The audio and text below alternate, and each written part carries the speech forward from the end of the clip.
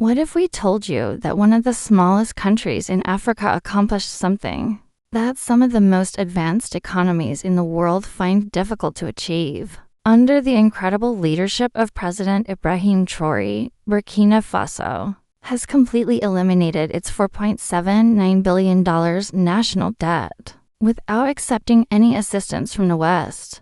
Yes, you heard correctly, no compromises, no strings attached, and no loans. For many years, it was believed that African countries would never be financially independent. However, Traore made it a reality rather than merely imagining it. How did he achieve it? What tactics did he use to transform a nation that was frequently eclipsed by its more affluent neighbors into a shining example of independence? This is Africa's narrative, not just Burkina Faso's, and it must be told. You can't just call Ibrahim Traore a leader. Traore thrives on questioning the status quo, when many other leaders are content to maintain the existing order. When Traore took power, Burkina Faso was in terrible shape. The country was drowning in debt. Its resources were being plundered, and its sovereignty was jeopardized due to decades of economic mismanagement. Hope was in short supply, and the populace was disillusioned.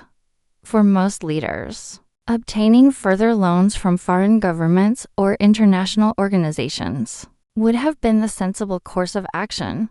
After all, this has historically been the path taken by countries facing comparable challenges. Traore, however, adopted a different strategy, a more audacious one. In his opinion, Burkina Faso had all it needed to be independent, unlocking its potential and inspiring people to believe in a common goal of independence. Where crucial, Traore's strategy was not only groundbreaking, but also risky. By rejecting the safety net of foreign aid, he exposed Burkina Faso to serious economic challenges.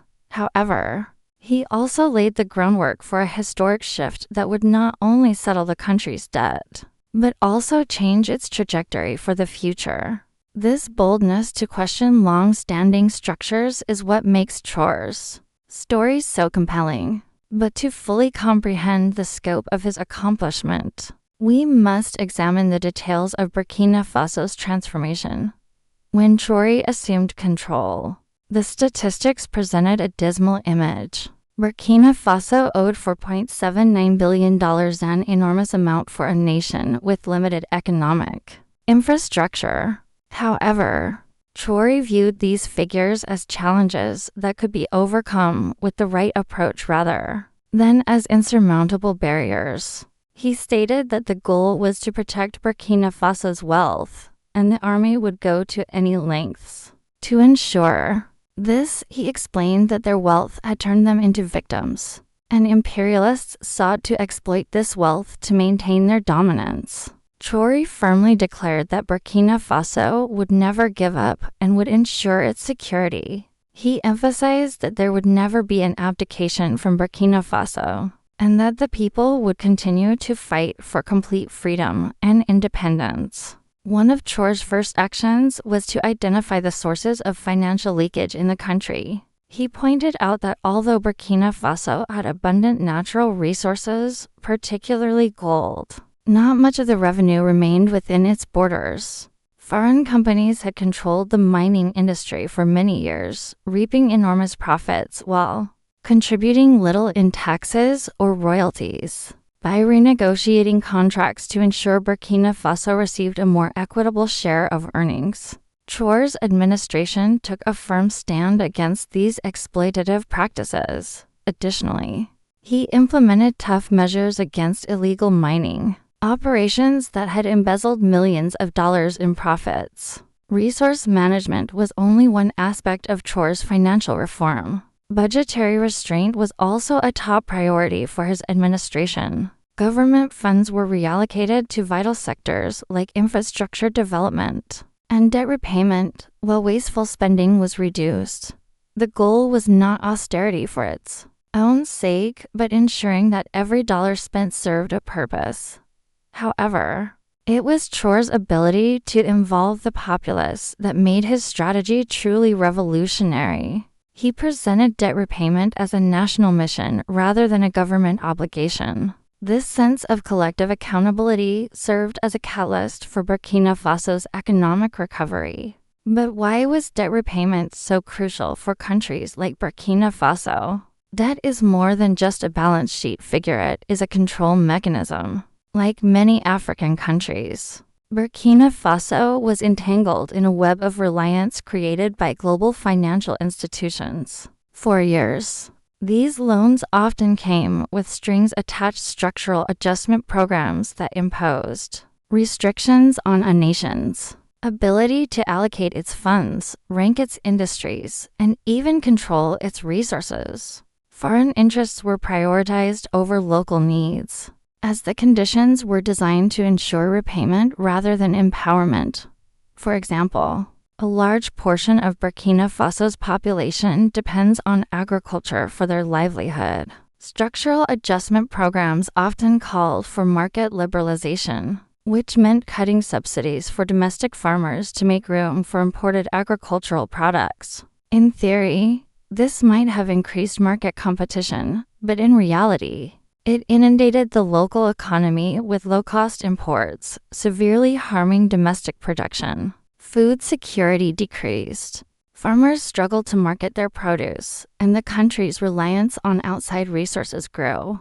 This was not just an economic loss, but a loss of sovereignty. Traore was well aware of this dynamic. He saw debt as more than just a financial burden, it represented external dominance. Each dollar owed to foreign creditors was a dollar that could not be used to fund infrastructure, hospitals, or schools. Worse, each policy imposed by creditors undermined Burkina Faso's ability to govern itself. This loss of liberty affected the lives of ordinary people in tangible ways. For Traore, paying off the debt was not just about balancing the budget, it was about liberating Burkina Faso and other African countries from a system that had trapped them in cycles of dependency and poverty. This was not only an economic act but also a political one. By paying off the debt, Burkina Faso was finally able to make decisions that prioritized the interests of its people over the demands of international organizations. The psychological effects of this achievement cannot be overstated. For years, debt had been a national embarrassment, reinforcing the idea that Burkina Faso and Africa as a whole could not prosper without the help of wealthier nations. By erasing this obligation, Traore restored national pride and made a powerful statement to the world. Burkina Faso was no longer pleading for assistance, but standing as a strong nation, ready to take control of its own destiny. This financial freedom paved the way for broader changes. With the debt paid off, Burkina Faso could refocus resources on internal concerns. Investments in education could equip the next generation with the skills needed to lead and innovate. Healthcare improvements could bring vital services to underserved areas. Infrastructure projects could facilitate trade and connect communities. In short, debt repayment was a means to end external authority and begin self-determination. Traore's decisions had implications far beyond Burkina Faso. On a continent where many countries face similar challenges, Burkina Faso's success became a testament to what is possible. It challenged the notion that debt is an unavoidable fact of life for developing countries, and demonstrated that financial independence is not just a pipe dream, but a measurable goal that can be achieved with the right leadership and direction. So, how did Traore manage to pay off this debt? His strategy was both revolutionary and strategic. Key components included leveraging Burkina Faso's natural resources, enforcing strict economic regulations, diversifying income sources, and fostering unity among the people. Each phase was meticulously designed to ensure the nation's long-term sustainability while achieving the ultimate goal of financial independence. A crucial part of Traore's plan was Burkina Faso's gold reserves. As one of Africa's leading gold producers, the country had significant untapped potential in its mining industry. However, for years, multinational corporations controlled the sector, reaping enormous profits while providing little benefit to Burkina Faso. Traore renegotiated contracts with these corporations, demanding a larger share of revenues for the state. His administration also cracked down on illegal mining operations, formalizing these activities and ensuring that miners paid taxes. These measures not only increased revenue, but also improved working conditions and minimized environmental damage. In addition to resource management, Traore prioritized budgetary restraint. His administration conducted a thorough review of government spending, cutting unnecessary expenditures and reallocating funds to critical areas like infrastructure and debt repayment. Corruption, a long-standing financial burden, was also addressed. Through stricter controls and the establishment of anti-corruption organizations, officials found guilty of misusing public funds were held accountable, sending a clear message that impunity was no longer tolerated. Traore recognized that relying solely on gold was not sustainable. To diversify the economy, he modernized the agricultural sector, providing farmers with access to new seeds, fertilizers, and irrigation systems. This not only increased yields, but also enabled Burkina Faso to export surplus crops, generating much-needed foreign exchange. Traore also invested in solar energy, taking advantage of the country's abundant sunshine.